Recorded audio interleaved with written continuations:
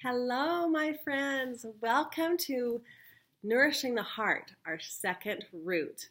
I'm Stacy, and I'm excited to share with you some ideas that you can share with your circles this month. I love nourishing our heart. Our heart is such a good indicator of where we're doing, how we're doing in our lives, right? Emotionally. And if we have that open and soft heart, or if we have a hard heart, or walls built up over our heart. And what happens is when we go through difficult challenges and experiences, we start tending to, I think, subconsciously bandage up our heart to protect that heart from pain and from being broken, and it kind of numbs us. Okay, so our goal is to open up that heart.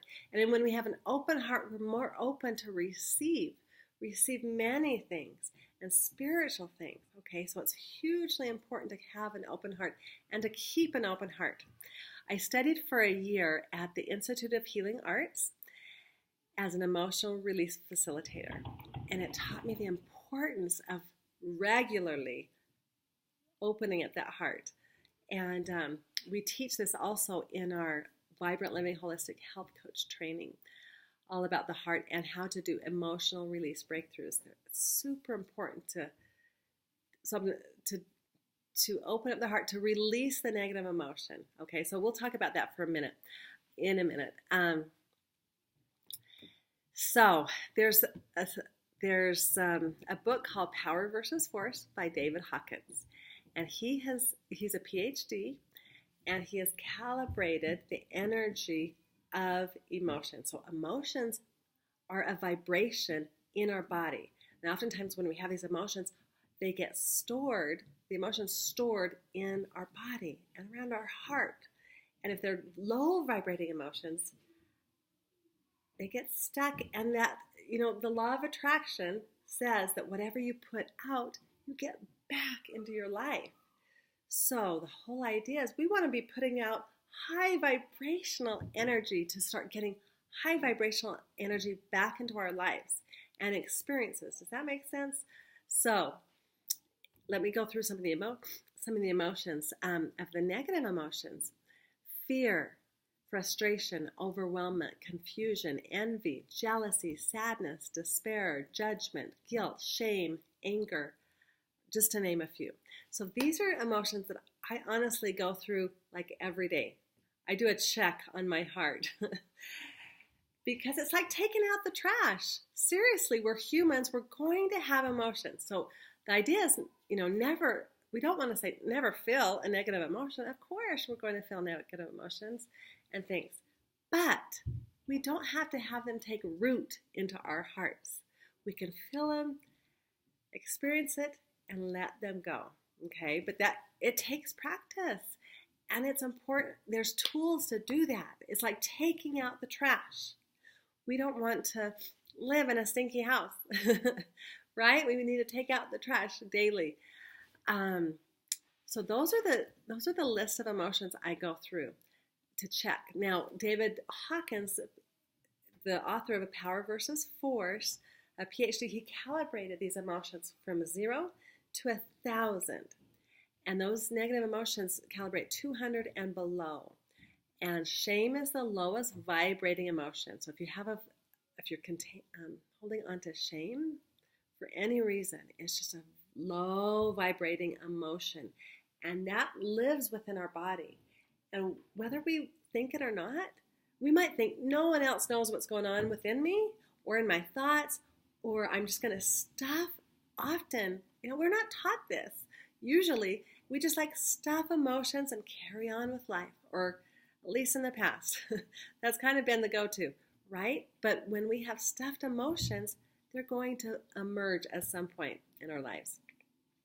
The book, Feelings Buried Alive Never Die, is so awesome. If you haven't read that, you need to read that as a great resource. But it talks about those emotions that we stuff down and are stuffed in our body. They will emerge in the form of disease, of literally just a breakdown, whatever. It's going to come up in your life. Okay, things will show up and say, okay, it's time for healing. So those lower vibrating emotions, we want to get rid of. But on that scale, it goes up to the other higher emotions are peace and love and gratitude and forgiveness and enlightenment. We want to go high up here. We want to be in complete gratitude and love, and that's our goal, to live up there, right? And once again, I'm not saying you're never going to feel frustration, overwhelm. Yes, we do. In fact, one of my mentors talks about 50-50% of the time you're going to feel frustration and negative emotions because there's opposition in all things. So honestly, when we go low, we get to go high, right? Because that opposition and that high is, like enlightenment, Christ consciousness on that scale of vibration. So when you do experience that, understand that we can have a high vibration, but it means regularly checking in and seeing and letting go of anything we're holding on to. And that is a little bit of a skill and some learned tools that we're going to share with the women and have them, share tools that work for them as well. So let me give you one other example about this. I talked about taking out the trash, right, of our emotions. That's like an everyday thing. And one way to take out the trash, let me just give the tool first before I give my example, is writing. Okay, writing is a powerful tool. And in my book, The 7 Steps to Vibrant Living, I list several different tools in this area. But the acronym FADES, okay, just came up with FADES, and that is frustration. A stands for F-A. Oh my goodness, sorry, anger. Oh, that's good. Maybe I haven't been feeling angry lately. Frustration, anger, disappointment, embarrassment, sadness. Okay, FADES. Those are just 5 of the emotions. Well, once again, I listed many earlier.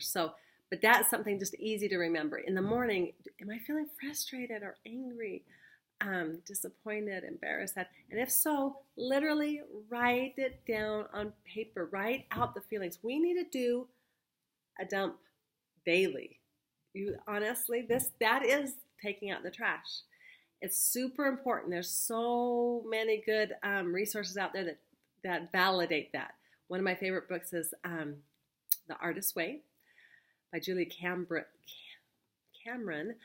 And man, talking about writing, getting all the clutter out of the brain, the emotions out on paper, and it creates space. That space opens up to receive revelation, receive enlightenment. But we have to get the stuff out first. And as we begin writing, you might write, I'm frustrated about this or whatever. Let it out. And if you've written out negative stuff, it's not like you're going to keep it or let anybody read it. You can crumple up the paper, toss it away. Okay? So that's a good tool for writing. Another one is tapping, EFT, emotional freedom technique, and you can go on YouTube. There's just videos about this. There's different meridian points that you can tap underneath here and on your wrist or on the sides of your hands, and you release while you're saying, I release the frustration that I'm feeling about this, and you're just completely releasing, and these markers on the meridians help in the release. And then you replace it with the opposite. I replace it with love and forgiveness and gratitude. That's just another way. But if you want to go more in depth, check it out. Google that or YouTube that. Movement is another really wonderful way to just get any negative feelings out, right? I mean, just start running, dancing, jumping up and down. I had my little daughter, she's 10 now, but when she was 5, believe that's been 5 years. When she was 5, she said she was crying one morning. She said, Mom, I just am sad. I'm just sad for no reason. I don't even know why I'm crying. Just, do moms ever cry for no reason? So I'm asking you, moms, do you ever cry for no reason? Sometimes we do, right? So I said, yes, we do sometimes cry for no reason. We just have emotions that need to get let out, and crying is actually a good release. So I said, and I love to practice these tools for my kids, you guys. That's the best. They need our kids, and as my little ones are getting into being tweens, they're not teenagers yet. Of course, I've got grown kids as well, but just tools at any age, we need them. So I had her, sometimes we start tapping, but when she was talking to me, I had her start jumping up and down. I said, I am, but there's some ways that we can help get the tears out and be happy again and start dancing. And after a few minutes, she was just laughing, and yeah, we need to do that. And if you haven't, another thing to share possibly with the women is a playlist, a music playlist. It's just so great to have, to play wonderful music. It really shifts your state and energy. And we have posted, in fact, I'm going to post a playlist. It should be in our Facebook group, okay? Sarah Zog put together one after our Arise and Shine, and a lot of people put in their favorite songs, and so they're great songs on that playlist that can really lift your spirit. So that's another tool. Let me think if there's anything else. Oh, another thing I want to talk about is forgiveness. Okay, one of the things that really close up the heart, build up the walls, is holding grudges, right? It's like this. Sometimes I visualize if my heart is just like a rock or something. Like I do this so regularly, I can tell where it is, right? And I'm going to tell you a little secret. My secret sauce to life is my connection, is my desire and connection with the divine. And I take that so seriously. And I testify and promise that when I have a closed heart, or if I'm holding on to fear, frustration, jealousy, anger, judgment, shame, any of that, it really, it's like it puts a ceiling on this connection into heaven. That's why when I say I do this daily, because when I have my meditation time, I want to be an open vessel to receive, and I do receive. But when we have those negative emotions, it's like putting the ceiling on that. And because maybe we receive through our heart, I don't know, but those emotions block that heart space. And anyway, I love that. I love being open and to be able to receive that. So forgiveness is a huge piece of that.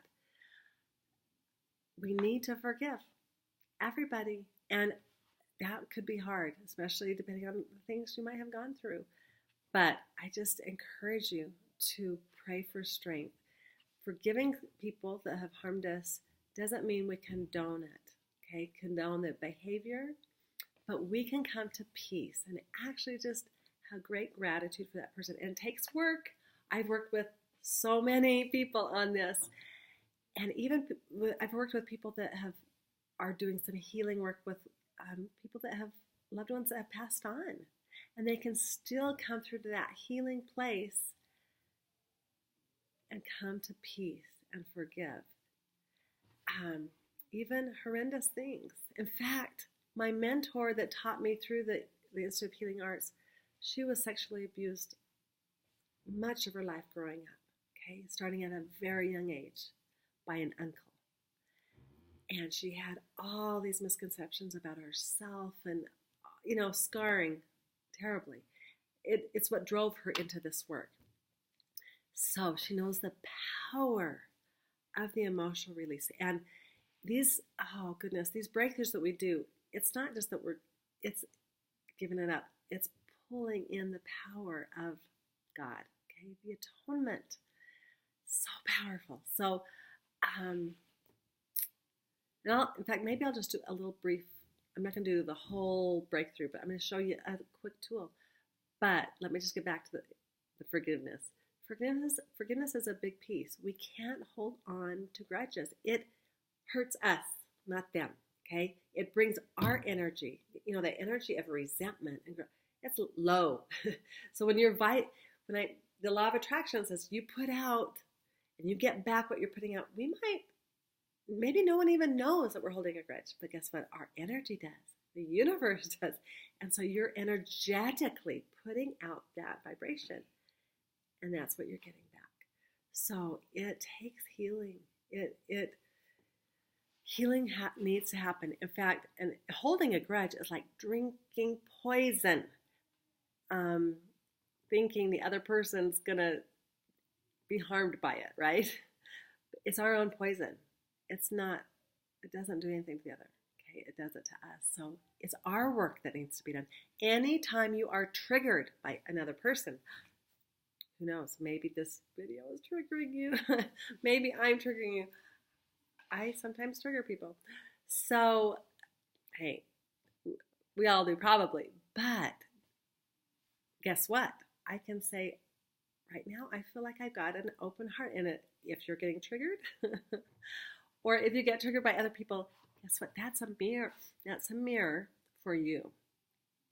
For you, not the person triggering you necessarily at all, but for you, that something's going on in me that needs to be healed. Like if you have some resentment towards another person and you can't deal with them or whatever, it's just a gentle reminder like, hey, something's happening to you. So I like take a scan. Like, am I being triggered? I go through those emotions. And if I love to feel clear and clean. And I can do a lot of forgiveness and things, and it doesn't even have to be face to face. You can do, another really powerful tool is Ho'oponopono. Okay? This is a super powerful tool. Google it, okay? But let me just briefly tell you, it was this Hawaiian doctor, and he went into this facility that had the most hardened, I don't think they were criminals, but maybe some were criminals, but like this ward, this hospital that had some deep problems. Anyway, but this doctor didn't even see them personally. He just pulled out their file and said the words. And I'm not sure the order, but it was, I love you. Please forgive me. Thank you. And I'm sorry. Okay, those 4 phrases are magical, truly magical. And you can find it on YouTube, you can Google it.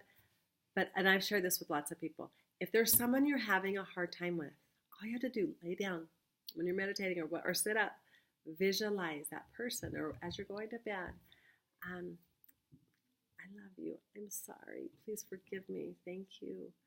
And do it over and over again. Okay, your spirit is speaking to them. Okay, so that's just another tool. In fact, I have some pretty cool stories about that. I have a neighbor that, anyway, she had a difficult experience with her daughter, and it's just like she couldn't talk to her daughter or try to heal the relationship, but all she could do was this. And the daughter came around.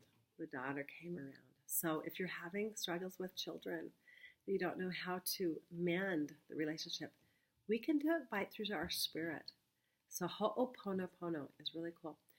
And then, okay, lastly, this has gone longer than I expected, but the last thing I wanted to share with you is this.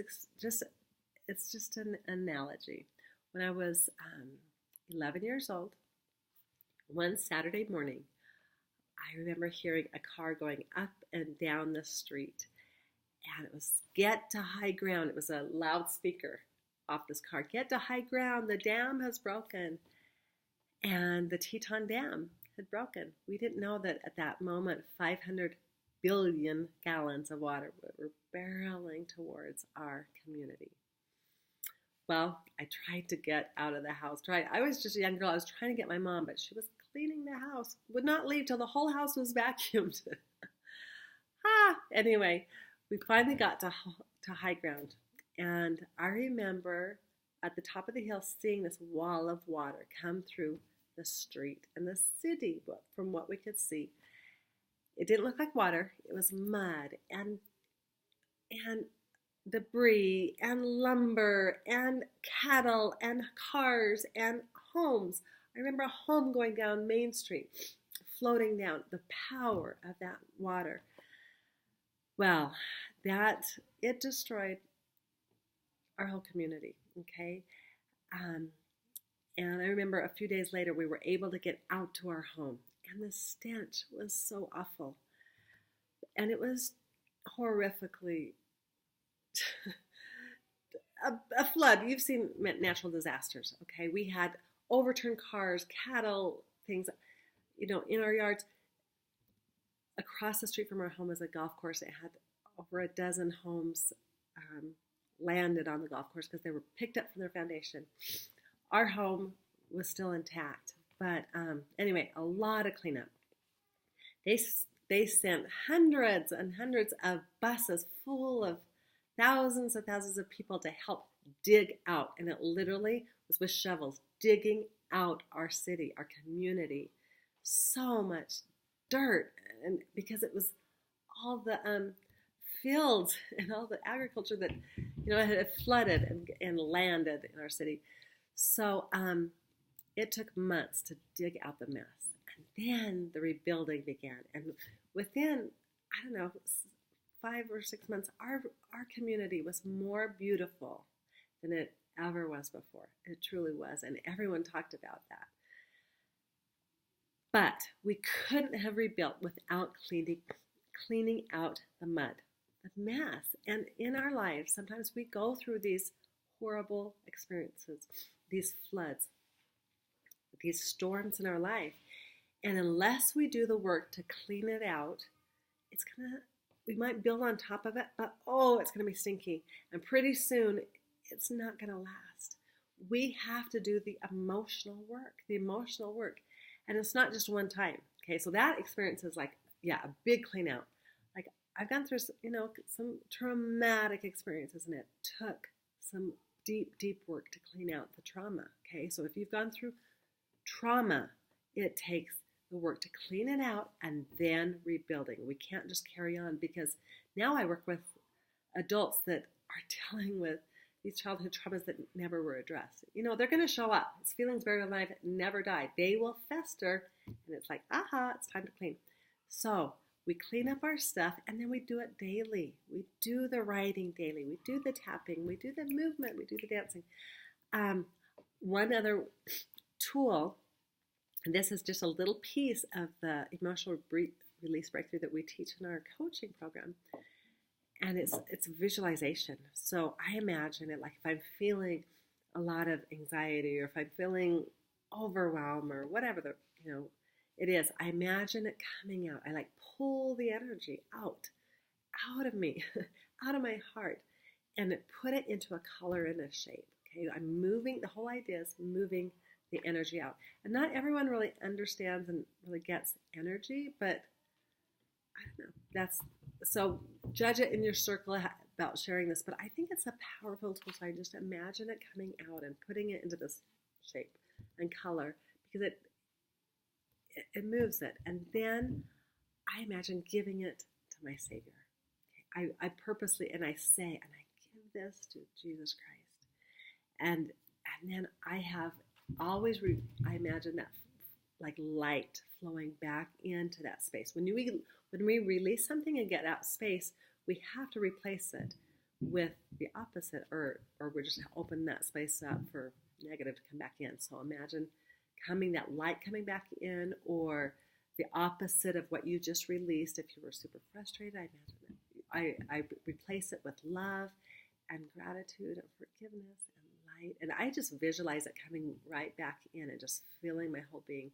So it's a daily practice I do to keep on, to be emotionally healthy, because we live in a world where We need tools. There's so much going on, and we could just be going crazy. But we can stay grounded, nourishing our roots, breathing deep, doing our clearing, taking out the garbage, doing your writing, bringing it back in. So once again, just last thing I want to reiterate, when you're writing and things, it's not that you're never going to feel it. Like emotions, we get to feel them. We can feel and even appreciate that. I feel disappointed. I feel disappointed.